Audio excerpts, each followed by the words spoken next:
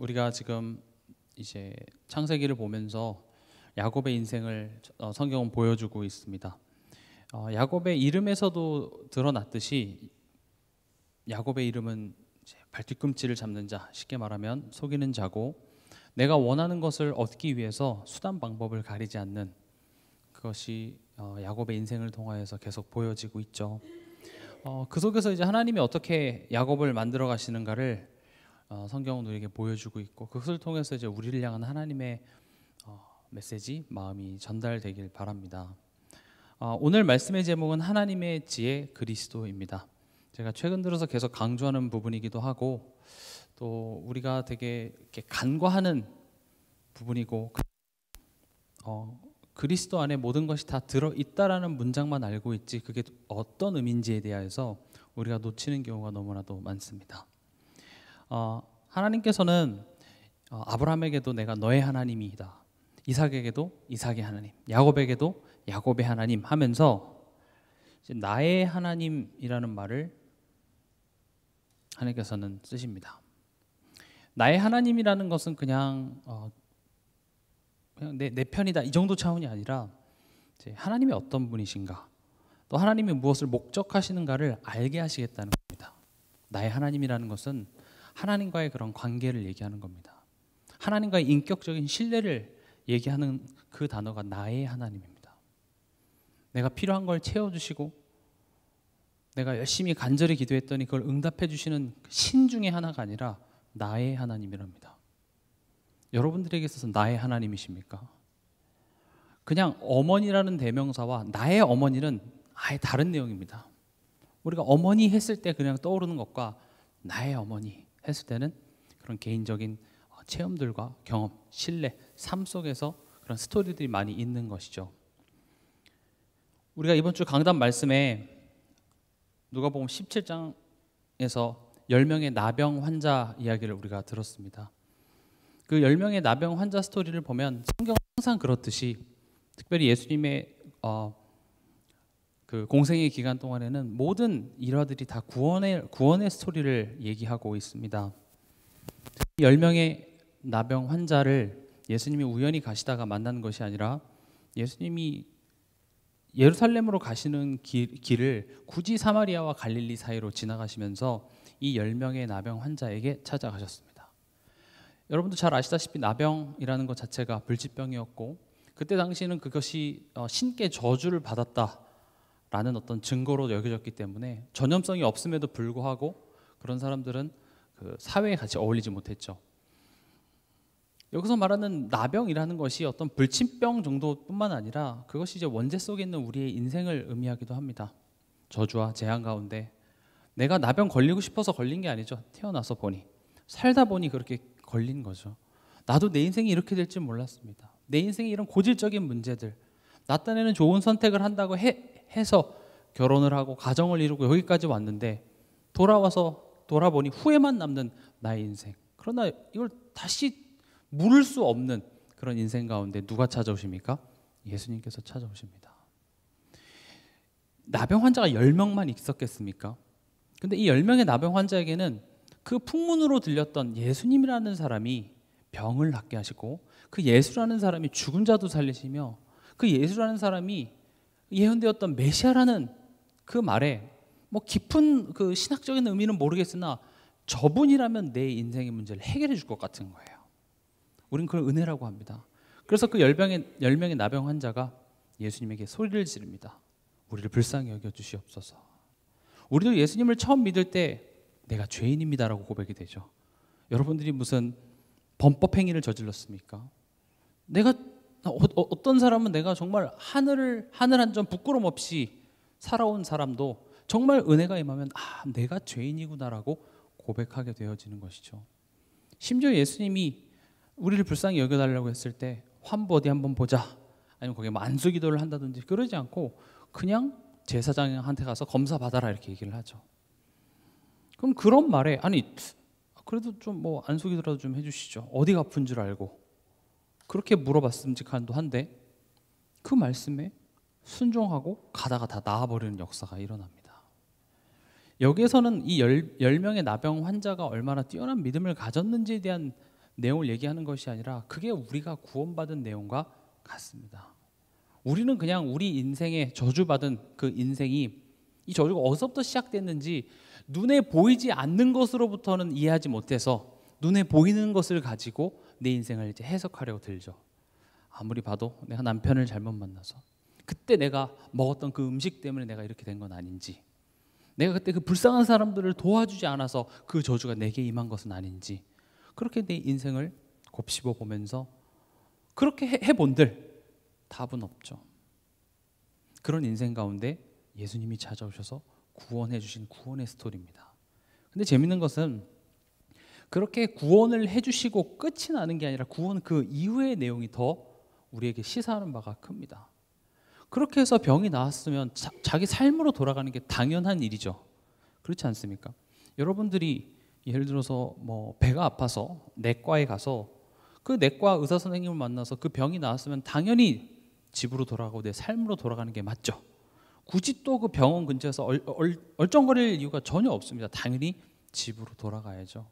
그래서 9명의 나병 환자는 그냥 자기 삶으로 돌아갔습니다. 지금까지 보지 못했던 나의 가족들, 그 사회로 내가 그때 건강했을 때 좋아했던 그 김치찌개 먹고 싶어갖고 김치찌개 먹으러 가고, 내가 좋아했던 그 맛집 찾아가고 그랬겠죠. 근데 한 사람은 예수님께 돌아왔습니다. 그 이야기가 단순히 9명의 배은망덕한 놈들과 1명의 은혜 갚은 까치 뭐 그런 차원의 내용이 아닙니다. 사실 그것은 뭘 설명하고자 하냐면 믿음을 설명하는 겁니다. 믿음이라는 것은요, 우리 시선이 어디에 가 있는지를 얘기하는 겁니다. 그 9명의 그 나병 환자는 그들의 시선은 병에 있었습니다. 그래서 병을 낫게 해주면 그게 하나님이건 뭐 공자건 부처건 누구든지 상관없어요. 병 낫게 해주면 최고예요. 그래서 병 낫으니까 끝났죠. 근데 지금 이 한 사람은 병을 낫게 해주신 그 예수님이 내 인생에 찾아오셨다. 그래서 그의 시선이 예수님께 가 있었다라는 겁니다. 우리가 구원을 받았지만 우리의 신앙생활이 이와 같지 않나 저는 생각해 봅니다. 우리 삶 속에 문제가 터졌을 때 그때 하나님 앞에 나와 이 문제 해결해 달라고. 그러나 이제 그 문제가 해결되어지면 문제가 해결되어졌으니 하나님 이제 제가 제 볼일 보러 가겠습니다. 이렇게 되는 거죠. 하나님이 우리와 하고자 하는 것은 인격적인 관계입니다. 내가 누군지를 아는 것이 사실은 하나님이 더 원하시는 것이고, 그런 하나님과의 인격적인 신뢰들이 쌓여지는 것이 결국 믿음이라는 것으로 나타납니다. 여러분들이 어떤 사람을 겪다 보면 그 사람이 이런저런 문제 속에서도 흔들림이 없고 나에게 항상 정직했고 성실한 마음으로 나를 대했던 사람이라면, 혹 누군가가 그 사람에 대해서 나쁜 말을 해도 그 사람이 그럴 사람이 아닌데? 라고 되는 거죠. 왜 그래요? 난 그 사람에 대한 신뢰가 쌓여 있기 때문에 그래요. 성경에서는 오직 의는 믿음으로 말미암아 살리라 했습니다. 우리는 이 믿음에 대한 것을 어떤 정보에 대한 확신으로만, 그게 믿음의 전부라고 생각을 합니다. 물론 그것도 되게 중요합니다. 믿음의 내용, 무엇을 믿어야 하는가. 그러나 그게 정보에만 머무는 것과 실제로 그것으로 살아가는 것은 굉장히 다른 이야기가 되는 겁니다. 여러분, 시험에 100점 맞기 위해서 어떻게 해야 되는지 여러분들이 지식적으로 이해하는 것은 쉽습니다. 그리고 거기에 대해서 의심할 여지가 없죠. 선생님이 시험 범위는 여기서부터 여기까지 나온다. 그럼 그 말에 에이 아닐 것 같은데 의심하진 않죠. 나온다는 것도 알고 그걸 공부하면 됩니다. 근데 이제 공부하면 된다라는 것을 아는 것과 공부하는 것은 다른 내용이죠. 그래서 저도 그 학창 시절에 시험 공부할 때 항상 한 달 전부터 이제 슬슬 준비를 하기 시작하죠. 그래서 한 달 계획표를 이렇게 짭니다. 한 달 계획해서. 그래서 100쪽의 분량이 있으면 그걸 이제 30개로 나눠서 월요일 여기서부터 여기까지, 여기서부터 여기까지. 첫날 해요. 근데 두 번째 날은 못 해요. 그렇게 2주가 지나갑니다. 그럼 이제 2주 차에 그래 2주 안에 끝나면 되겠다. 2주 날렸으니까 지금이라도 늦지 않았네 하면서 2주 안에 그 100페이지의 분량을 또 이렇게 나눠요. 그리고 하루 하고 또 일주일이 지나가요. 그럼 일주일 안에 괜찮아. 일주일 안에 하면 돼. 그리고 결국 전날 밤에 분 단위로 쪼개서 실제로 제가 했던 공부법입니다. 벼락치기로 하나님 지혜를 더하여 주사, 집중력을 더하여 주사, 공부 끝내게 해주시옵소서. 사실 우리가 이렇게 뭘 해야 되고 정답들과 어떻게 해야 되는지 아는 것과 실제로 내가 그것을 살아간다는 것은 굉장히 다른 내용이 되는 것이죠. 우리가 하나님을 믿는다, 뭔가를 믿는다, 예수 그리스도를 내 인생의 구세주로 믿는다, 그런 정보와 내용에 대해서는 우리가 되게 확신을 가질 수 있으나, 그리고 거기에 대해서는 의심할 여지가 없습니다만, 실제로 믿음으로 살아간다는 것은요 되게 깊은 내용이에요. 그 믿음으로 살아가지 못하는 그런 나의 실력들이 비로소 내가 이런 부분들이 연약하구나라는 게 드러나야 그제서야 거기서 발전이 있어요. 내가 실제로는 그걸 되게 믿지 못하고 있구나, 내가 안다고 생각했지만 내가 전혀 모르고 있구나라는 것들을 내가 스스로 인지하는 것에서부터 이제 참된 발전들이 시작되는데, 그런 것들을 우린 하지 않고 지식적으로 이제 아는 것으로 내가 믿음이 좋다, 복음에 대한 내가 믿음이 있다라고 생각하는 경우가 많죠. 야곱도 하나님을 모르지 않았습니다. 야곱도 당연히 이 아버지와 어머니를 통하여서 아브라함의 하나님, 이삭의 하나님이라는 하나님이 그렇게 소개했을 때 그런 일화들, 어떻게 우리가 지금 이 자리까지 오게 됐으며 또 우리의 씨를 통하여서 메시아를 보내주겠다라는 그런 복음의 어떤 지식들을 아마 야곱은 잘 알았을 거예요. 그리고 그게 얼마나 가치 있는 것도 알았기 때문에 장자권에 대한 집착이라든지 어떻게든지 내가 축복을 받으려고 했던 그런 노력들이 보이죠. 그건 단순히 육신적인 축복을 원한 게 아니라 야곱은 정말로 그 영적인 축복을 원한 것인데, 문제는 뭐냐면 하나님이 어떤 하나님인지, 분명히 하나님이 태어나기도 전부터 야곱을 택했는데 하나님이 지금 내 인생을 구원하셔서 내 인생을 이끌어 가고 있다는 것을 지식으로만 알았지 그게 얼마나 큰 내용인지를 실감하지 못했기 때문에, 알지만 내가 내 계획으로 내 방법으로 그것을 지금 하나씩 실현시키는데 그게 나에게 보상을 주지 않는 거예요. 내가 열심히 10을 했으면 그래도 한 2, 3 정도는 내게 보상으로 응답으로 와야 내가 신앙생활을 할 맛이 나는데, 내가 10을 했는데 오히려 지금 형이 나를 죽이려고 해서 좀 도망가는 신세가 되는 것이죠. 그래서 오늘 우리가 읽었던 본문에서 야곱에게 있어서 나의 하나님은 어떤 하나님이었습니까? 28장 20절에서 22절에 보면 야곱이 이제 꿈에 사닥다리를 통하여서 이제 하나님의 음성을 듣고 이제 얘기합니다. 야곱이 서원하여 이르되 하나님이 나와 함께 계셔서 내가 가는 이 길에서 나를 지키시고 먹을 떡과 입을 옷을 주시어 내가 평안히 아버지 집으로 돌아가게 하시오면 여호와께서 나의 하나님이 되실 것이요 내가 기둥으로 세운 이 돌이 하나님의 집이 될 것이요 하나님께서 내게 주신 모든 것에서 10분의 1을 내가 반드시 하나님께 드리겠나이다 하였더라. 이 되게 멋있는 고백인 것 같죠? 내가 여기 성전을 짓고 내가 하나님께 11조를 드리겠습니다. 근데 지금 야곱에게 하나님은 어떤 분인가? 야곱에게 생각하는 나의 하나님은, 하나님 내가 원하시는 거 해주면 내가 나의 하나님을 인정할게요. 지금 그렇게 얘기하는 거잖아요. 21절에 내가 평안히 아버지 집으로 돌아가게 하시오면 여호와께서 나의 하나님이 되실 것이요. 그 전에 하나님 뭐라고 말씀하셨죠? 내가 너와 함께 있어, 내가 다시 돌아오게 할 거야 라고 얘기했는데, 오케이 하나님 알겠어요. 그러면 정말 나를 돌아오게 하시면 하나님은 내 하나님이라고 내가 그렇게 인정해 드릴게요. 하나님 먹을 떡과 입으로 나 부족하게 않게 해주시면 내가 여기다가 하나님 성전도 짓고 내가 또 돈도 많이 벌어서 내가 주의 일을 위해서 또 열심히 하겠습니다. 지금 야곱이 그렇게 고백하고 있는, 나의 하나님은 그런 하나님인 거죠. 이건 야곱의 고백만이 아니라 우리의 고백도 마찬가지입니다. 우리가 예수 그리스도로 말미암아 구원받았고 하나님의 자녀가 됐다라는 사실은 우리가 인정합니다만은, 여전히 우린 내 삶 속에 누가 주인 행세를 하냐면 내가 주인 행세를 하기 원합니다.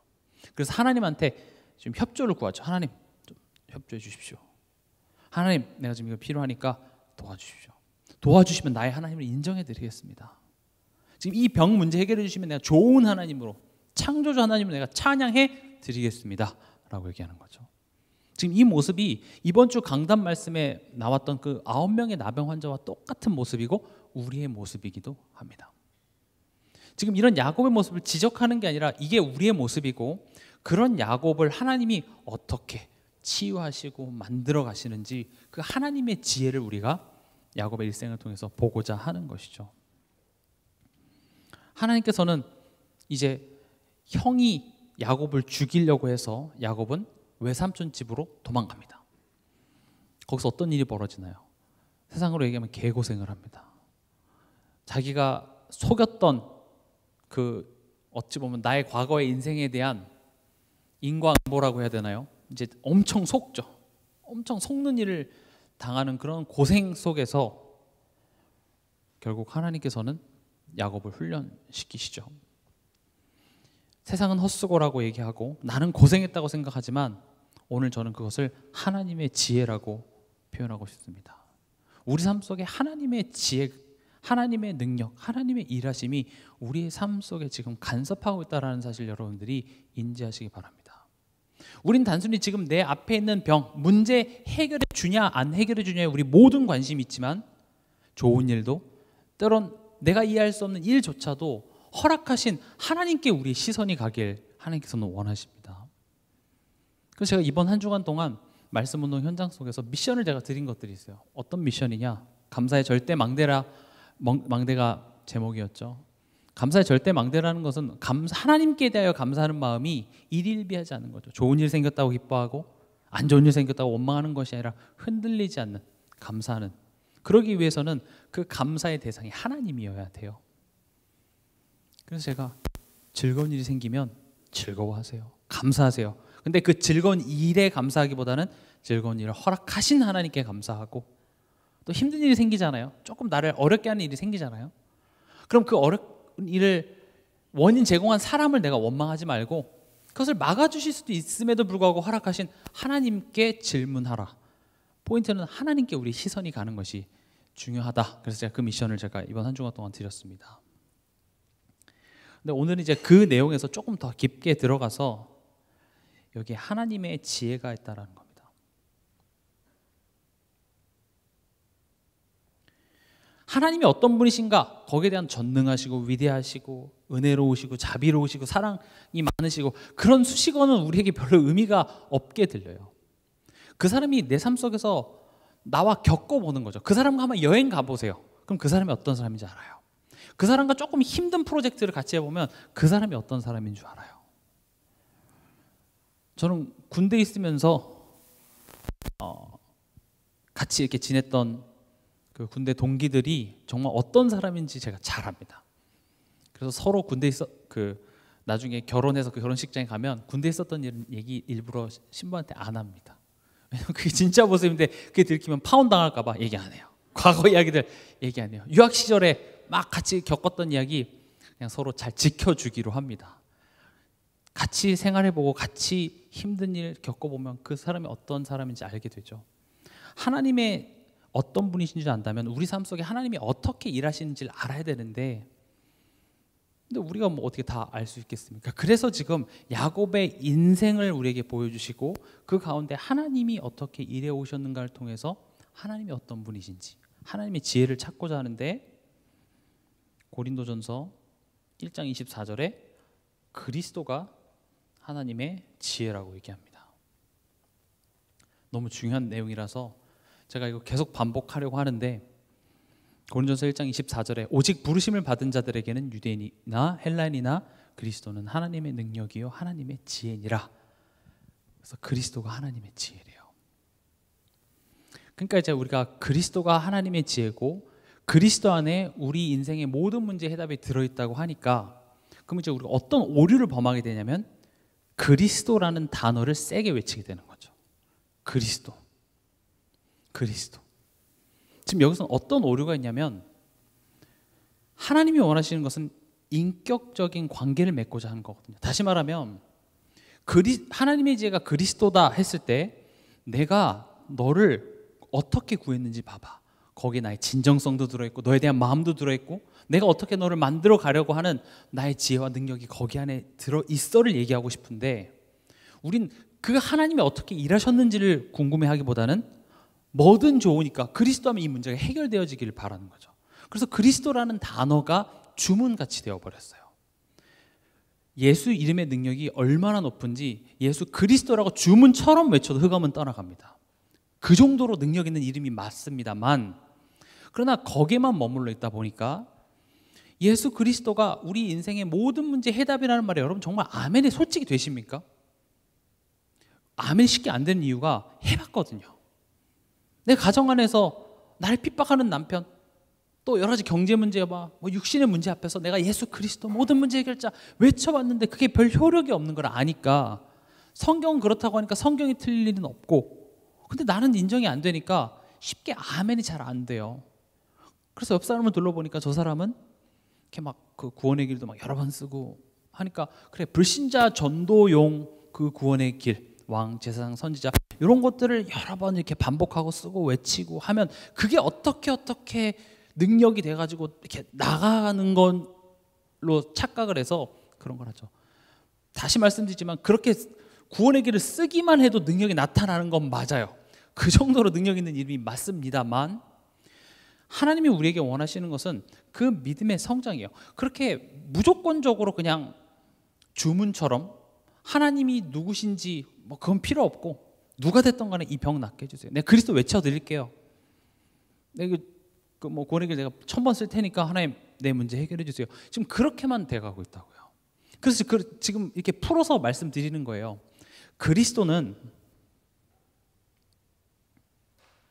뭐 여러 가지 정의할 수 있죠. 뭐 기름 부음 받은 자라든지, 또 왕, 참 제사장, 참 선지자, 뭐 여러 개도 해석할 수 있지만, 여기서 말하는 그리스도 하나님의 지혜라는 것은 우리를 구원하신 방법입니다. 하나님이 우리를 어떻게 구원했는지 봐봐. 거기 안에 나의 지혜가 들어가 있어. 하나님이 우리를 어떻게 구원했는지 봐봐. 거기에 내가 너의 인생을 어떻게 만들어갈지에 대한 해답이 들어가 있어. 이거예요. 근데 이 부분이 사실은 이렇게 들었을 때는 되게 막연하고 어렵습니다. 이게 제 사역하는 데서 가장 저는 근본이 되는 거거든요. 누가 무슨 상담을 하거나 내 자녀 문제, 뭐 경제 문제, 또 건강 문제, 또 사업 문제 때문에 얘기를 하면 저는 항상 어디로 돌아가냐면 하나님이 어떻게 우리를 구원하셨는가로 돌아가요.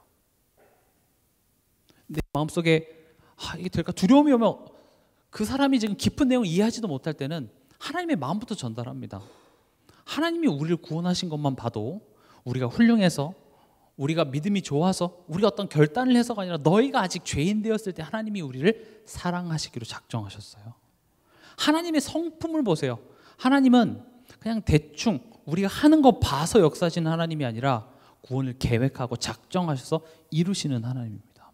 그 하나님이 나의 아버지가 되어주시겠다고 약속한 것은 굉장히 큰 내용입니다. 특히 어머니, 아버지로서 지금 자녀를 양육하시는 분들에게 있어서 내가 누군가의 부모가 된다는 것은 굉장히 큰 의미라는 것을 아주 잘 아실 거예요. 내가 누군가의 부모가 됐기 때문에 내가 힘들다고 해서 일 나가는 걸 그만할 수 없습니다. 그냥 다 때려치고 어디 훌쩍 떠나고 싶다 해서, 내가 만약에 싱글로 살았다면, 아마 이윤성 권사님이 싱글이셨으면 아마 화려하게 사셨겠죠. 나 열심히 일하고 한 1년 바짝 일해서 이런 것으로 여행도 다니고 내가 먹고 싶은 것도 먹고 내가 사고 싶은 옷도 하고 충분히 그랬겠죠. 근데 왜 그렇지 않습니까? 내가 누군가의 부모가 된다는 것은요, 내가 하고 싶은 것, 내가 원하는 자리, 그런 걸 다 포기해도 기쁜 마음으로 그게 될 수 있는 거죠. 그런 마음을 자녀가 다 알아줍니까? 못 알아줘요. 얼마나 짝사랑이에요. 그러나 그것 때문에 칼을 들고 총을 들고, 제가 저번 주에도 얘기했죠. 총 들고 내가 이렇게 사랑하는데 너 빨리 날 사랑해라고 얘기하지 않을 거야, 이렇게 협박하질 않아요. 그 마음을 내 자녀가 인격적으로 알아줄 때까지 기다리고, 못 알아줘도 내가 너의 부모 되는 것을 멈추지 않아요. 그게 하나님의 마음이에요. 부모의 마음이에요. 그럼 인간이 누군가의 부모가 된다 했을 때도 내가 너의 부모가 된다, 내가 너의 엄마야, 내가 너의 아빠야 했을 때 그 무게는 굉장한 것이듯이, 하나님께서 우리의 아버지가 되어주신다? 이건 말도 못하는 내용이에요. 사실은 우리를 구원하시고 우리가 지금 이 자리에 하나님 자녀 된 그 과정만 봐도 하나님의 캐릭터가 보이지 않습니까? 하나님 굉장히 치밀하십니다. 한다는 건 반드시 하시는 하나님입니다. 하나님의 말씀을 그 누구도 막을 수 없는 하나님입니다. 그 하나님께서 내가 너와 함께 한다라는 말이 그냥 기분 좋으라고 하는 소리 같습니까? 아니에요. 말도 안 되는 엄청난 보증이에요. 하나님이 우리를 구원하시는 방법 속에 모든 것이 사실 다 들어있어요. 그래서 그리스도 안에 우리 인생의 모든 해답이 다 들어있다고 얘기합니다. 그래서 제가 그 중에서 하나를 뽑아서 얘기한 게 히브리서 2장 14절에서 15절입니다. 우리 한번 같이 찾아서 읽어보도록 하겠습니다.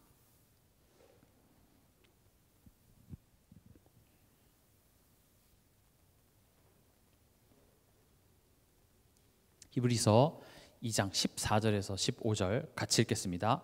자녀들은 혈과 육에 속하였음에 그도 또한 같은 모양으로 혈과 육을 함께 지니심은 죽음을 통하여 죽음의 세력을 잡은 자 곧 마귀를 멸하시며 또 죽기를 무서워함으로 한평생 매어 종노릇하는 모든 자들을 놓아주려 하심이니.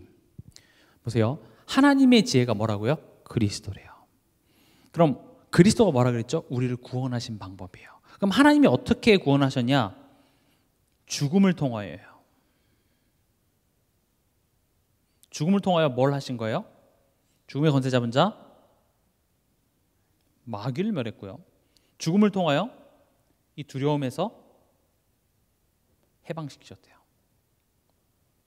우리는 그냥 십자가라고 얘기하지만 생각하면 생각할수록 이 두 개는 연관성이 없어 보여요. 마귀를 멸하려면 마귀 그 뿔을 내가 잡아 뽑음으로 뭐 했다라든지 뭔가 그런 물리적으로 이렇게 압박이 가해져서 그걸 물리치는 게 아니라 예수님을 죽임으로 죽음의 권세 잡은 자 마귀를 멸했다고 얘기를 하고요. 우리를 두렵게 하고 미래에 대해 불안하게 하고 원망하게 하는 그 상대방, 그 사건을 해결해 주는 방법이 아니라 예수를 죽임으로 말미암아 두려움에서 해방해 주겠대요. 이게 세상 사람들한테는 이해가 되지 않습니다. 구원받지 못한 사람들한테는 이거는 말도 안 되는 내용. 이게 무슨 말이에요? 사실 논리적으로 맞지가 않아요. 근데 여기 하나님의 지혜가 들어있다고 얘기합니다. 근데 이게 우리를 하나님 자녀, 그러니까 지옥에서 건져주는 데만 적용되는 것이 아니라 우리 삶 속에 하나님의 일하시는 지혜가 여기 들어있다고 얘기합니다. 우리 삶 속에 일어나는 모든 문제와 사건 속에 하나님의 뜻이 있고 우린 그걸 뭐라고 많이 들었냐면 하나님의 절대 계획이라는 단어로 들었습니다. 하나님 절대 계획이 있어. 하나님의 뜻이 있어. 사실 그런 말은 좀 쉽습니다. 우리 하나님 뜻이 있겠지. 그럼 뭐가 하나님의 뜻인데? 그 하나님의 뜻을 내 수준으로 내 생각으로 해석하다 보면 귀에 걸면 귀걸이 되고 코에 걸면 코걸이 됩니다. 요나가 하나님이 가라고 한 그곳을 가기 싫어서 마침 갔는데 반대로 가는 배가 있으니까 하나님의 절대 계획. 얼마나 절대 계획입니까? 그때 당시에 지금 여객선처럼 이렇게 시간표 있어갖고 배가 자주 있는 배가 아니에요. 그런 배가 딱 맞아지는 것은 정말 말도 안 되는 타이밍이죠. 그럼 내 생각에는 이게 하나님의 절대 계획이라고 할 수 있잖아요. 그럼 하나님의 뜻, 하나님의 절대 계획이 어디냐 했을 때 성경은 뭐라고 얘기하고 있냐면 그리스도 이렇게 얘기합니다. 그러니까 그걸 어떻게 우리가 받아들이냐? 그리스도라고 외치면 되는구나. 그리스도. 근데 아무 일도 일어나지가 않죠. 나를 핍박하고 날 힘들게 하는 남편의 저 눈은 아무리 봐도 전 귀신에 들린 거예요. 전 마귀 새끼인 거죠. 그리스도 외치는데 안 꺾여. 내가 막 한 대 맞아서 내 눈이 파래지기도 하고. 우린 그런 식으로 지금 나에게는 이 나병이 낫길 바라고 나병이 나으면 끝이에요. 근데 하나님 뭐라고 얘기하냐면 내가 나병도 낫게 해준 내가 누군지 너가 아니? 하나님을 알길 원한다고요. 믿음으로 산다라는 것은 어떤 정보와 지식적인 확신만 갖는 것에서 더 나아가 그 하나님이 지금 어떤 하나님인지를 우리 삶 속에 내가 알아가는 거죠. 내가 한 아이를 입양했는데 그 아이가 내가 엄마라는 사실이 어떤 건지 몰라요. 그냥 용돈 주면 좋은 거예요. 나 용돈 줘. 엄마 밥 줘. 밥 주면 용돈 주면 누구라도 내 엄마야. 엄마가 어떤 분인지 는 알고 싶지 않아. 그럼 엄마 마음은 어떻습니까? 속상하죠. 내가 너의 부모인데 난 용돈 말고도 내 눈이라도 내 장기라도 내가 널 위해 죽을 수까지 있는 나에 대해서 안다면 너는 참 감사할 텐데 지금 당장 내가 원하는 그것을 해결해만 달라는 거죠. 그것만 해주면 당신 내가 나의 하나님으로 내가 인정할게요. 그럼 이제 누구든지 나에게 돈 주면 내 아빠가 되는 거죠. 지금 오늘 히브리서 2장 14절 15절을 통해서 제가 뭘 말씀드리고자 하냐면 죽음을 통하여예요. 로마서 6장에 보면 이 죽음은 누구의 죽음이라고 말합니까? 나의 옛사람의 죽음입니다. 결국 우리가 가만히 보세요. 우리가 하나님의 자녀, 신분이 변했지만 우리 삶 속에 하나님의 그 축복을 온전히 누리는 데 있어서 가장 큰 방해물이 되는 게 사실 나의 옛사람의 모습이에요. 왜 옛사람이라고 부르고 왜 이게 문제가 되냐면 그럴 필요 없는데 지금 그러고 있거든요. 그래서 하나님이 일하시는 방법은 이미 그 마귀의 일을 예수님께서는 십자가에서 이미 끝내셨습니다. 마귀의 일이 뭐죠? 이번 한 주간 동안 이 질문했는데 랩런트들은 기가 막히게 잘 대답했고 어른들은 다 당황하셨어요. 예수님이 십자가에서 다 이뤘다고 했는데 왜 마귀는 활동합니까? 갑자기 멘붕. 잠깐만. 그럼 덜 이루신 겁니까? 예수님 십자가에서 다 이뤘다면서요. 마귀를 완전히 멸했다면서요. 근데 왜 마귀는 활동하죠? 심지어 성경은 그 마귀와 대적하라 그러고 우는 사자같이 다닌다고. 그럼 예수님 뭐 하셨어요? 여러분 뭐라고 대답하시겠습니까? 다 이루었다. 가로 열고 사단은 아직 이렇게 얘기한 겁니까? 어떻게 생각하세요? 사단은 뭐고 예수 그리스도가 여자여자의 마귀의 뱀의 머리를 상하게 할지어다 했는데 저는 예전에 뱀의 머리는 상해졌지만 꼬리가 이렇게 움직여 이렇게 뱀 이렇게 죽이면 이렇게 살아 있잖아요. 죽었지만 신경들이 살아 있어서 요한일서 3장 8절에 정확히 나옵니다. 죄를 짓는 자마다 마귀에게 속하나니 마귀는 처음부터 범죄함이라. 마귀가 하는 일은 죄를 짓게 하여 우리를 누구 소속이 되게 만들어요? 사단의 소속이 되게 만듭니다. 그게 마귀의 일이에요. 마귀는 우리로 하여금 자기 소속이 되게 해요. 그래서 지옥은 예수 안 믿는 사람 가두기 위해 만든 곳이 아니라 마귀를 가두기 위해 만든 곳이 지옥이에요. 근데 죄를 짓는 자마다 마귀에게 속해지기 때문에 마귀가 가는 곳에 그 영혼들이 다 같이 가게 되는 것이죠. 그게 마귀의 일이에요. 근데 하나님의 아들이 나타나신 것은 마귀의 일을 멸하려 하심이라. 그 까닭에 여러분들이 이번 한 주간 동안 하나님 앞에 엄청난 죄를 저질렀지만 우린 마귀 소속이 되지 않습니다.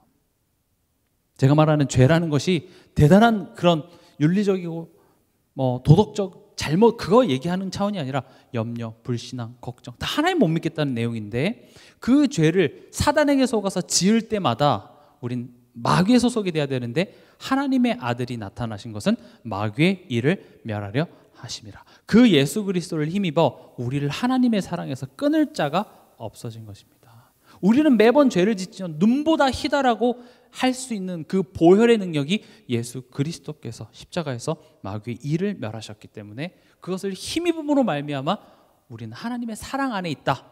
내가 잘한 게 없는데 난 그래도 하나님의 자녀다고 뻔뻔하게 얘기할 수 있는 것이 절대 뻔뻔한 것이 아니라 예수 그리스도를 우리는 믿고 있기 때문에 그런 것이죠. 그러면 보세요.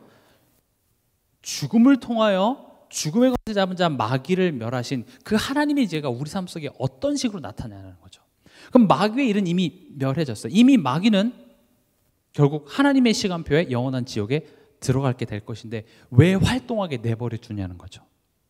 우리가 사단을 되게 엄청난 세력으로 높일 필요가 없습니다. 왜냐? 사단도 인간과 똑같이 하나님이 지으신 피조물에 불과합니다. 하나님이 지금 당장 마귀를 지옥불에 집어넣을 수도 있으나 활동하게 허락하십니다. 왜 그러셨을까요? 왜 그러셨을까요? 저는 성경을 보면서 결국 마귀의 활동이 어떤 선상과 똑같냐면 신자에게 허락되는 고난과 저는 같다고 생각합니다. 신자에게 좋은 일만 있나요?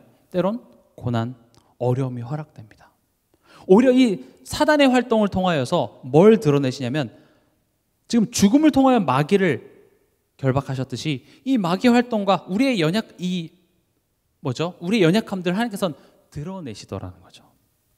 우리가 별일 없을 때 우리의 연약함 드러나지 않습니다. 제가 말하는 여기서 연약함이라는 것은 내가 하나님에 대한 신뢰예요.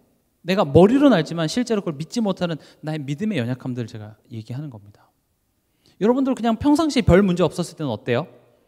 교회 잘 다니고 메시지 들을 때 아멘 이거 좋아요. 근데 내가 뭐 교회 안에서나 가정 안에서나 사람들과의 관계라든지 어떤 문제 사건이 터졌을 때 여러분들이 지금 내가 사단에게 속고 있다는 걸 알죠. 근데 그때 뭐가 드러나던가요?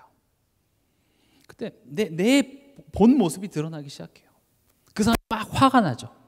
그 상황 속에 뭐만 있습니까? 너는 틀리고 나는 맞다만 있는 거죠. 그래서 화가 나는 거예요. 화가 나는 이유가 아무리 생각해봐도 내가 잘못한 게 없어요. 그리고 제가 100% 잘못했어요. 그 잘못한 사람이 미안해 내가 잘못했어 하면 거기서 이제 화가 끝이 나는 거죠. 네가 잘못을 인정했고 내가 잘못한 게 없어. 근데 왜 우리가 시험에 들고 왜 열이 나죠? 아무리 생각해봐도 내가 잘못한 건 없어.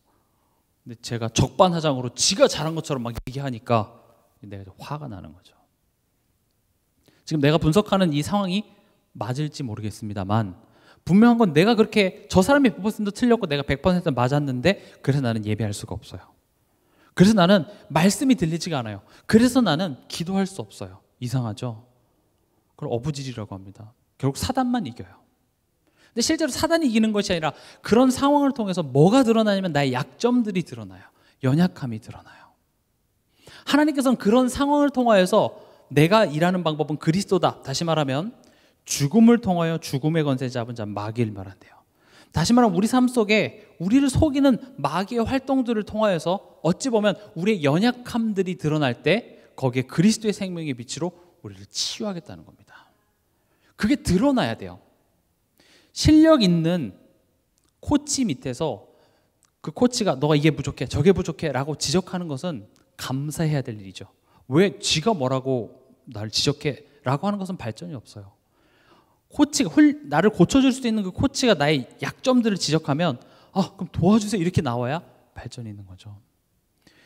우리가 하나님 자녀가 됐지만 실제적으로 하나님의 그 축복, 이번 주 강단 말씀으로 따지면 그 감사의 절대 망대가 되지 못하는 방해물이 다 내 안에 있거든요. 누구 때문에 내가 감사의 망대가 못 되는 게 아니라 내가 거기에 가장 큰 방해물이 돼요. 근데 내가 그렇다라는 걸 아무도 인지 못해요. 그냥 내 남편 때문에 누구 때문에라고 얘기해요. 제가 청소년들 사역하다 보면 자기가 지금 방황하는 이유가 엄마 때문이래요. 아빠 때문이라고 얘기해요. 근데 엄마 아빠도 내가 너한테 이렇게 했으니까 너 방황해라고 얘기한 적 없어요. 다 자기 안에 있거든요. 근데 그게 언제 드러나냐 하면 지가 사단에게 속을 때예요. 근데 예수님께서는 궁극적으로 내가 세상을 이겼다. 내가 마귀의 일을 멸해놓고 우리가 속고 사단의 그 거짓에 속아서 우리가 고생하는 그 순간이 있더라도 하나님의 사랑에서 끊어지지 않는 자리에다가 우리를 딱 묶어놓고 그 안에서 이제 죽음을 통하여 죽음의 권세 잡은 자 마귀를 멸하시는 거죠. 이걸 반대로 생각하시면 돼요. 지금 이 상황을 통해서 나의 연약함을 드러내시고 이 연약함을 그리스도의 십자가의 능력으로 치유하시고 그걸 옛사람을 죽이시고 새로운 재창조 역사를 지금 만들어내시는구나.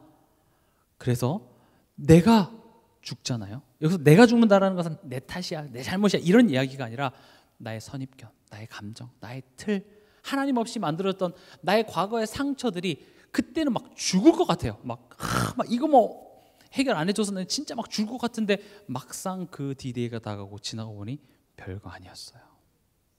지나고 나서 보니 흑암이 꺾여 있어요. 내가 죽으니까 흑암이 꺾여 있어요. 두려움에서 해방. 내가 어떤 문제 때문에 굉장히 걱정되고 염려되고 하게 될까 말까. 그래서 지금 오늘 본문에도 야곱도 그 두려움 때문에 내가 이렇게 되고 저렇게 되고. 근데 그런 나의 열심들이 도움이 되질 않는 거예요. 나중에 오히려 더 크게 당해요. 그런 상황을 통해서 왜 하나님께서는 이 두려움 해결해 주시지 않습니까? 왜 내가 이렇게 힘들어하는 문제 해결해 주시지 않습니까? 근데 가만히 보니까 그 안에서 내가 두려움의 종 노릇했다라는 게 두려워서 내가 막 그것을 해결하려고 노력하는 그 모습이 두려움의 종이에요. 종은 내가 선택하는 것 같지만 나에게 선택의 의사가 없어요. 여러분 염려하는 걸 선택하십니까? 아니면 염려가 됩니까? 염려, 걱정, 불안 이런 건 우리가 선택하지 않아요. 그냥 어느 순간 내 생각 속에 찾아와요. 그거 보고 종 노릇한다 그래요. 그렇게 종 노릇해서 헤매는데 그래서 내가 예전에 살아왔던 방법대로 순간순간 문제를 해결해 나가는데 그게 답이 되질 않는 거예요. 그게 문제 해결로 돌아오는 것이 아니라 나를 더 힘들게 하게 해서 내가 죽겠는 거예요. 하나님 나 죽습니다. 어이구 죽습니다. 죽습니다. 죽습니다. 서해 같은 데 보면 이 바닷가가 굉장히 얕은 바닷물이 굉장히 길잖아요. 그래서 이제 친구들이 바닷가 가가지고 한 사람을 이렇게 잡아서 훅 던졌는데 깊은 바다인 줄 알고 살려줘 했는데 보니까 일어서니까 무릎밖에 안 오는 물이었죠. 뭐야 무릎밖에 안 왔잖아. 마찬가지예요. 그 순간에 막 죽을 것 같고 막 물도 먹어요. 막 꺽꺽 했는데 일어나서 보니까 무릎밖에 안 왔네. 죽음을 통하여 우리의 죽음의 두려움에 종노릇했던 우리를 해방시키는 거예요. 그게 하나님의 지혜예요. 하나님의 지혜는 그리스도래요. 이걸 잘못 이해하면 다 그래 내 탓이요, 그래 다 내 잘못이고 내가 잘해야 되는 거, 그렇게 가져가지 마세요. 하나님이 지금 야곱의 인생을 통하여서 누구 때문에 저 사람을 바꾸고 널 힘들게 하는 저 사람을 멸하는 그런 식으로 일하는 것이 아니라 그런 문제들 속에 야곱은 야곱스러운 반응을 해요. 지금까지 내가 살아왔던 반응. 이런 문제 아니었으면 드러나지 않았던 문제들이 종합적으로 싹 다 드러나는데 하나님께서는 너는 이제 야곱이라 하지 말고 이스라엘이라 해라. 완전 다른 사람으로 바꿔버려요. 야곱 고생 많이 합니다. 제가 랩런트들한테 야곱이 4명의 와이프를 얻었다고 하니까 청년들도 이렇게 초롱초롱한 눈빛으로 이렇게 부럽듯이 쳐다보는데 야곱이 나중에 바로 앞에서 얘기합니다. 나의 인생이 너무 힘들었다. 한 명도 힘든데 4명을 데리고 살았다. 근데요, 야곱은요 나중에 어떤 자리에 서게 되냐, 바로에게 축복을 합니다. 야곱의 처지가 어떤 처지죠? 지금 식량 얻으러 간 처지예요. 식량 얻으러 가가지고 바로한테 먹을 것 좀 주십시오. 바로가 어떤 바로입니까? 파라오가 이집트의 신적인 존재잖아요. 또 엄청난 흉년 가운데 엄청난 그 부와 명예를 얻었기 때문에 범접할 수 없는 그 사람이죠. 근데 야곱은 그 머리에다 축복을 하는 다른 가치관의 사람이 됩니다. 하나님이 한 인생을 택해서 만들어 가시는 그런 여정 속에서 그리스도를 발견하시기 바랍니다. 여러분들 마음속에 예전에 많이 들었던 예수 그리스도가 우리 인생의 모든 문제의 해답이 예수 그리스도 안에 있다는 건 많이 들었지만 이제 그런 것들을 확인해야 될 시간이 왔어요.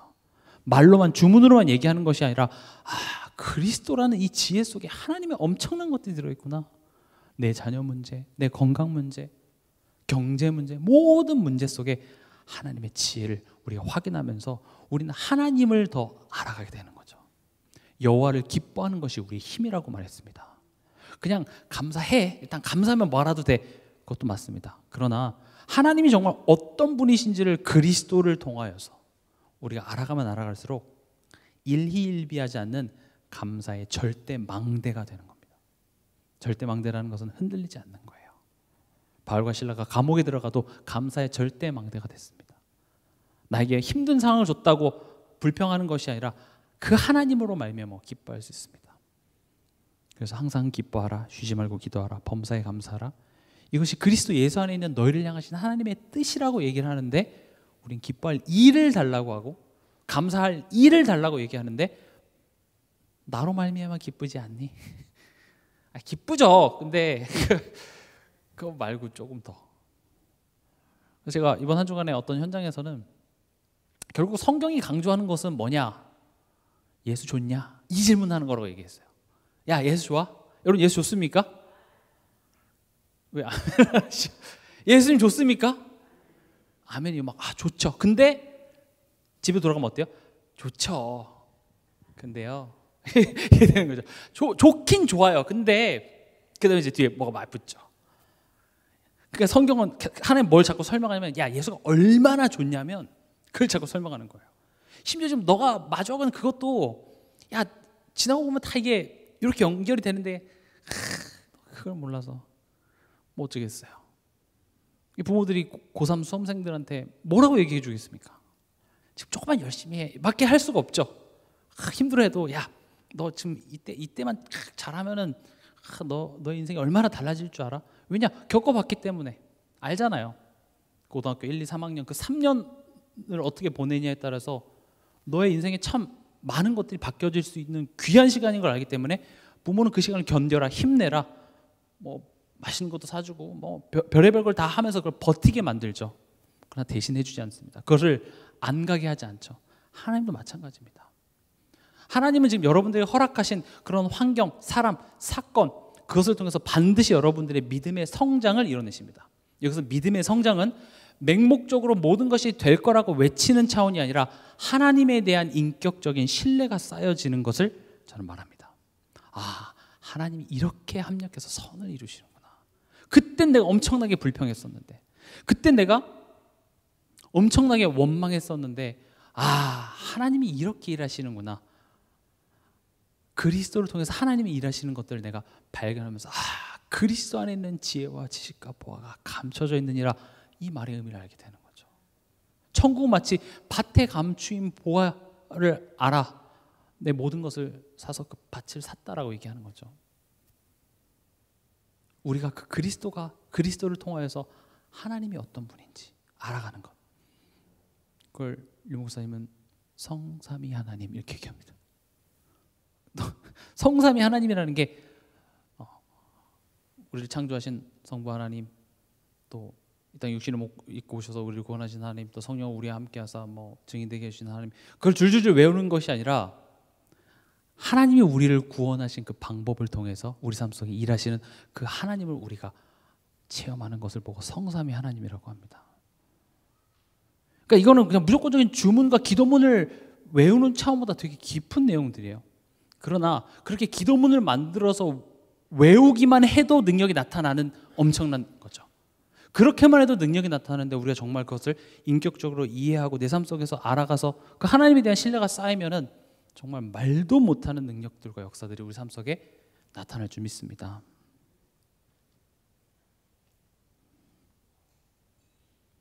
오늘 읽었던 본문을 보면 지금 하나님이 누구와 야곱을 묶습니까?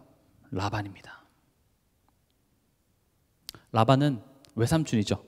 그러니까 야곱의 엄마인 리브가의 오빠 라반이죠. 근데 이 라반은 그렇게 좋은 사람은 아닙니다. 19절에도 보면 29장 19절에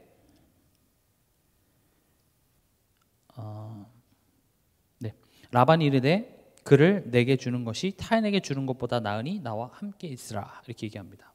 지금 이게 어떤 말에 대한 대답이냐면, 야곱이 이제 그 라반의 삼촌집에 일하면서 도와주니까, 아 그래 그냥 공짜로 일하지 말고 내가 그래도 뭐라도 줄게, 뭐 원하냐 하니까 이제 야곱의 여기도 성품이 또 드러납니다. 라헬이 이쁜 거예요. 레아는 눈이 어디 있죠? 17절에 레아는 시력이 약하고 라헬은 곱고 아리따운이 돼 있는데, 또 어떤 번역에 보면 레아가 눈이 안 좋다는 것이 레아는 눈이 좀 흐리멍텅했다 이렇게 번역되는 것도 있어요. 다양하게 좀 번역이 되더라고요. 근데 보통 이제 대꾸가 된다고 하더라고요. 라헬은, 그러니까 뒤에 라헬은 곱고 아리따웠으면 그 앞에 레아는 그 반대예요. 이런 말로 하면 좀 그렇지만 레아는 못생겼고 라헬은 이쁜 거죠. 야곱은 누굴 좋아했어요? 라헬. 왜요? 이뻤거든요. 그럼 야곱의 성품은 내가 갖고자 하는 것은 가져야 돼요. 그래서 삼촌 집에 얻어 살면서 야 그래도 뭐 얼마 품삯 원하냐 하면, 아이 그래도 먹고 재워주시는 것만 해도 감사한데요, 이렇게 나와야 되는데, 딸 주십시오. 제가 7년 동안 열심히 일하겠습니다 하니까 라반의 대답이 아까 몇 절이었죠? 19절. 그를 네게 주는 것이 타인에게 주는 것보다 나으니. 야 그래 단 사람 주는 것보다 너 데리고 하는 게 낫지 라는 말은, 야 그래 너를 만나면 행복하겠다라는 말입니까? 일단 보자, 약간 이런 말입니까? 라반은 그렇게 좋은 사람이 아니에요. 그리고 야곱이 평생 아버지를 속이고 형을 속였던 그 일을 똑같이 야곱에게 해줄 악역으로 누구를 사용하셨어요? 라반을 딱 사용합니다. 지금 야곱의 모습은 우리 야곱을 이렇게 나쁘게만 보는 게 아니라 이게 세상 성공자의 모습과 같아요. 야곱은요, 내가 원하는 것을 얻기 위해서 7년을 열심히 일합니다. 자선가는 사람들의 특징이 그거예요. 내가 무엇을 원하고 그걸 원하기 위해서 뭘 해야 되는지, 그래서 그것을 위해서 성실히 최선을 다합니다. 7년 한 여자를 위해서 일할 수 있겠습니까? 쉽지 않아요. 근데 이게 야곱의 성품이었고 야곱의 인생을 살아가는 방법이었죠. 근데 어떻게 됩니까? 이제 그 7년이 되고, 그래서 이제 결혼식을 할 때 그날 밤에 라헬 대신에 누구를 보냅니까? 첫째 딸 레아를 보내죠. 25절에 보면 야곱이 아침에 보니 레아라 라반에게 이르되 외삼촌이 어찌하여 내게 이같이 행하셨나이까? 내가 라헬을 위하여 외삼촌을 섬기지 아니하였나이까? 외삼촌이 나를 속이심은 어찌 됨이니까? 이게 누가 했던 말과 똑같냐면 이삭이 했던 말과 똑같습니다. 지금 에서가 들어와야 될 때 누가 들어왔어요? 야곱이 들어왔어요. 그래서 네가 어떻게 나한테 이렇게 사기칠 수 있냐를 지금 야곱이 똑같이 당하고 있죠. 어떻게 나한테 이렇게 사기를 칠 수 있습니까? 26절에 라반이 굉장히 뼈아픈 말을 합니다. 라반이 이르되 언니보다 아우를 먼저 주는 것은 우리 지방에서 하지 아니하는 바이라. 그럼 처음부터 얘기하던가 7년 일하고 줄 것처럼 얘기하더니 나중에 와서 얘기하는데, 지금 이 문제가 누구에겐 되게 특별하게 들리냐면 야곱한테는 굉장히 특별하게 들려요. 왜냐? 첫째 것을 내가 지금 가로챘거든요. 지금 이 내용은 야곱이 형을 속이고 아빠를 속인 그런 비윤리적이고 비도덕적인 행동을 해서 하나님이 지적을 하면서 너도 잘못했으니까 너도 당해봐라, 지금 그런 차원이 아니에요. 지금 야곱의 정체성이자 야곱의 인생은 속이는 자예요. 내가 내 힘으로 내가 원하는 것을 얻기 위해서 내가 방법을 쓰고, 그리고 하나님이 같이 협조를 해주시기 싶다 기도하는 것이 야곱의 모습이었는데, 지금 하나님이 얘기하는 거죠. 너가 태중에 있을 때부터 내가 너를 택했고, 너가 합법적으로 첫째 장자가 아님에도 불구하고 내가 너를 통해서 있기로 결심했고, 너가 에서보다 훌륭한 게 하나도 없지만 내가 너를 통하여서 천하 만민이 복을 얻게 할 그 그리스도의 가문으로 내가 불렀는데, 그게 어떤 의미인지 전혀 모르는 열매가 남을 속이고 내가 뭔가를 해야 되는 거죠. 그러니까 지금 하나님 계속 질문하는 거예요. 누가 너의 인생을 이끌고 있니? 너 방법대로, 너의 생각대로, 너의 느낌대로, 너의 감정대로, 너의 판단대로 한 것이 너에게 지금 어떤 결과를 주고 있는지 우리를 하여금 깨닫게 하시는 거죠. 27절에 거기서 끝나지 않습니다. 그렇게 삼촌한테 얘기하니까 라반이 이를 위하여 7일을 채우라. 우리가 그도 내게 주리니 네가 또 나를 7년 동안 섬길지니라. 되게 악랄합니다. 그래? 그럼 7년 더 일하면 줄게. 요즘 말은 거의 가스라이팅입니다. 지금 누가 잘못했어요? 삼촌이 잘못했잖아요. 미안하다 이렇게 줘야 되는데, 그럼 7년 더 일하시든가. 그럼 줄게. 결국 삼촌에서 몇 년 일하게 되는 셈입니까? 그러면 14년을 7년 일하고 또 7년을 또 일하게 되잖아요. 그러니까 지금 그 7년을 더 일하면 줄게라고 하면서 지금 조건을 걸죠.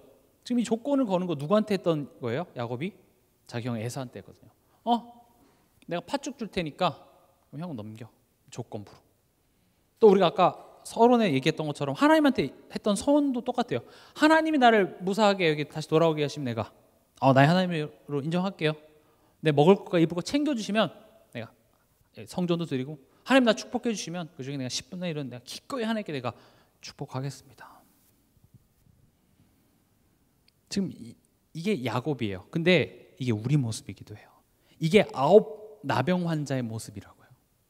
우리 삶 속에 누구라도 좋으니 이걸 축복해 주면 난 그 사람을 하나님으로 여기겠다는 거예요. 그게 사람이 됐든 돈이 됐든. 성경은 돈이 나쁘다고 얘기하지 않습니다. 때로는 하나님께서는 문제를 통해서, 어려움을 통해서 일하시기도 하는데 우리는 그 돈으로 쉽게 가려고 하죠.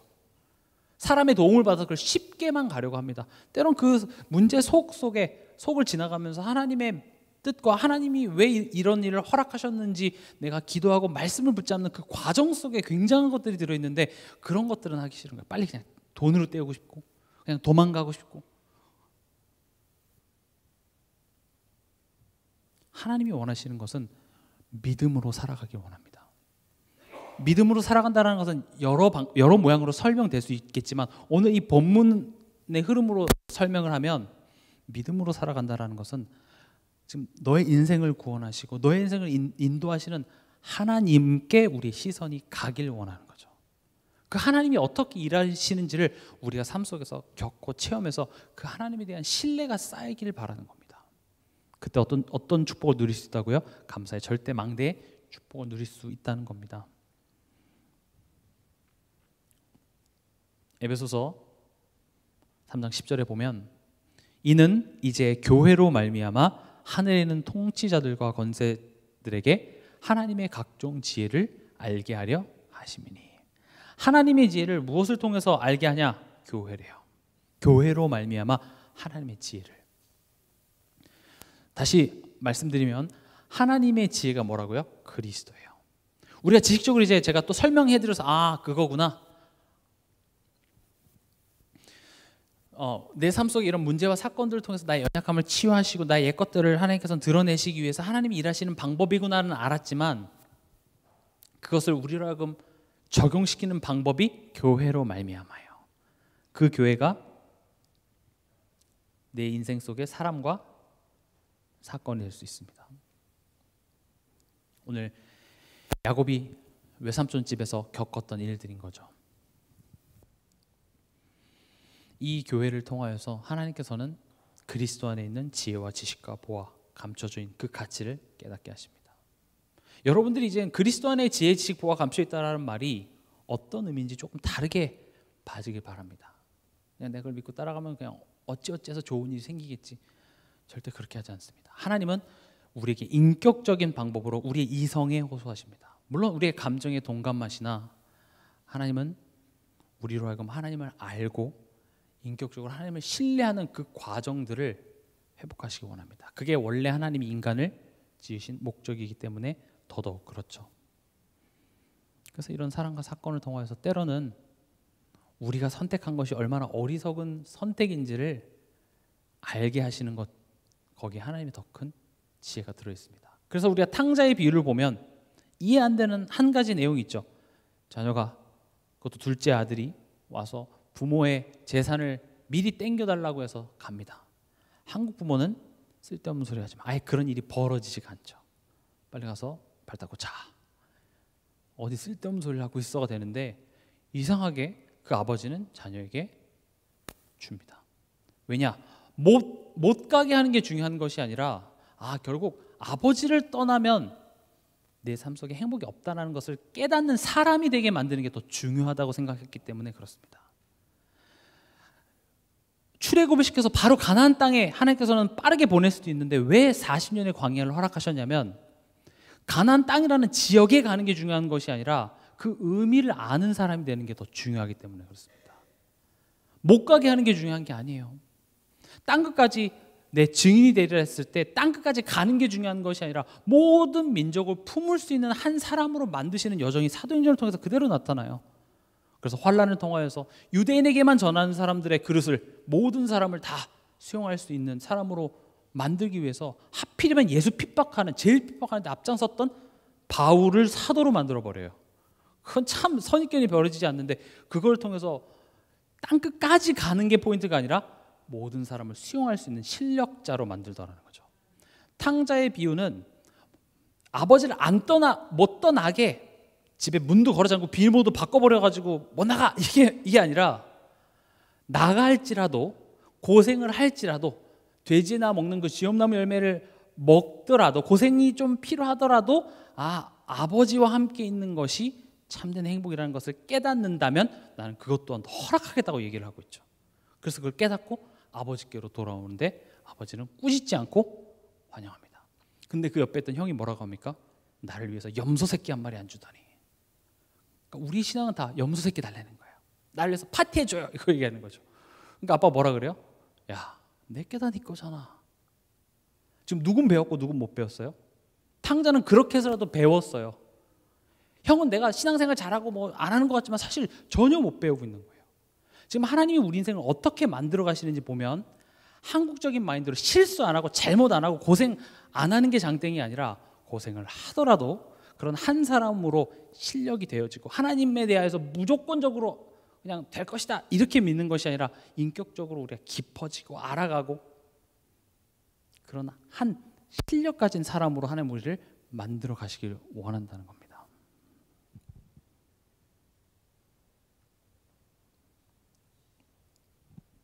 갈라디아서 2장 20절이죠. 내가 죽고 내가 사는 것이 아니라 내 안에 계신 그리스도께서 사시는 것이다. 우리가 예수님을 내 인생의 주인으로 모신다라는 것은 한두 번의 외침과 구호로 되어지는 것이 아니라 하나님께서는 우리 일평생을 통해서 이뤄가시는 내용입니다. 그러나 이것을 우리 보고 이뤄내라는 차원이 아니라 창세기 28장 15절 지난 시간에 하나님의 의지를 보여주시죠. 뭐라고 하십니까? 내가 너와 함께 있어 네가 어디로 가든지 너를 지키며 너를 이끌어 이 땅으로 돌아오게 할지라. 내가 네게 허락한 것을 다 이루기까지 너를 떠나지 아니하리라 하신지라. 난 너가 그거 깨달을 때까지 난 일하는 거 멈추지 않을게. 지금 당장 너는 빨리 이 문제가 해결되길 바라지만 내가 너를 통해서 너가 그 한 실력 복음 가진 자가 될 때까지 나는 너를 떠나지 않고 난 반드시 넌 그런 사람으로 만들어낼 거야. 하나님의 의지가 지금 성령으로 우리와 함께 하시며 인도하십니다. 그래서 오직 성령이 너에게 임하시면, 이 말은 하나님의 절대 포기하지 않는 하나님의 의지를 얘기합니다. 네가 어디로 가든지 내가 계속 함께 하려고 내가 성령으로 임하시는 거죠. 성령으로 임해서 내가 널 증인으로 만들어낼 거야. 지금 내 눈에 보이는 현실과 문제 때문에 조금 어렵고 힘들어할 수 있으나 괜찮아. 잘 가고 있어. 포기하지 마. 다시 일어서서 가자. 그럼 결국 하나님의 인도하심, 하나님의 힘을 의지해야 된다라는 사실을 아는 사람의 삶의 모습은 그럼 어떻게 되냐? 더욱더 예수 그리스도를 의지하게 됩니다. 오직 예수가 됩니다. 여기서 오직 예수라는 것은 오직 예수라는 걸 외치면 잘 된다 이게 아니라 이제 아는 거죠. 나의 연약함들이 드러나고 나의 부족한 부분, 나의 깨져야 될 것들이 드러나는데 그걸 내 결단으로 내 힘으로 안 돼요. 그것 또한 또 누구의 힘이 필요해요?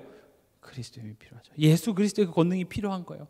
그 십자가의 능력, 예수와 함께 내가 죽고 난 예수와 함께 다시 살아났다는 그런 주문과 같고 환상과 같은 내용들을 내 삶 속에 실제적으로 행하신다라는 게 나에게는 아직 실감이 나진 않지만 이제 그런 사건들을 통하여서 그래, 하나님 지금 내 안에 재창조의 역사를 지금 일어나시려고 하시는구나. 그래서 그런 사람들의 삶의 모습은 더욱더 말씀을 의지하게 되어 있습니다. 더욱더 예배 시간에 열심을 내게 되어 있습니다. 복 받으려고 하는 열심이 아니라 정말로 예수밖에 내 인생에 답이 없다라는 것이 인정되는 열심입니다. 더욱더 기도에 열심을 내게 되어 있습니다. 내가 하나님을 의지하고 하나님께 구하지 않으면 내 능력으로 나오지 않는다는 걸 알면 알수록 기도 열심을 내게 돼 있죠. 말로만 복음이라고 얘기하는 것이 아니라 정말 삶 속에서 우리의 삶이 그렇게 되어지게 되어 있는 겁니다. 그때 우리가 누리는 축복이 뭐예요? 감사의 절대망대입니다. 다시 말하면 성삼위 하나님으로 기뻐함. 그분이 나의 하나님이라는 사실에 우리가 기뻐하고 감사할 수 있는 그 위치에 서게 될 줄 믿습니다. 오늘 말씀 하나님의 지혜 그리스도입니다. 이번 한 주간도 우리 삶 속에서 일하시고 역사하시는 하나님의 지혜를 깨달아 그 안에 감사가 풍성한 그런 한 주간 되시기 바랍니다.